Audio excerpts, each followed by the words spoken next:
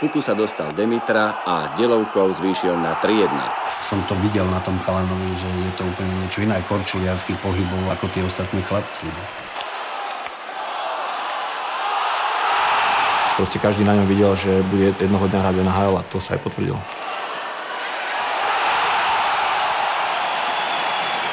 Ani sme nevedeli v podstate, čo tá NHL je, iba sme vedeli, že existuje a že tam hrajú najlepší hráči sveta. Boli sme, dá sa povedať, veľmi naivní. Zrazu v našich tínedžerských rokoch sa vlastne otvorila obrovská príležitosť pre nás ako pre generáciu ísť a presadiť sa to, čo možno predchádzajúce generácie nemohli urobiť.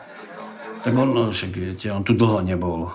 On odohral tie zápasy a potom vlastne tam to hrozilo aj vojnou. Sezóna pre mňa skončila a teraz väčšinou myslím na to, čo teraz bude. Ja sa hlavne chystám do tej Ameriky a uvidím, ako dopadne.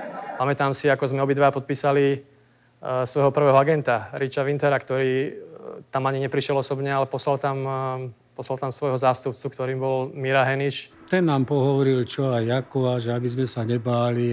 Pri aute sme podpísali kontrakty s novým agentom, ktorého sme nikdy nestretli, nikdy sme ho nevideli a v podstate to bol len sen.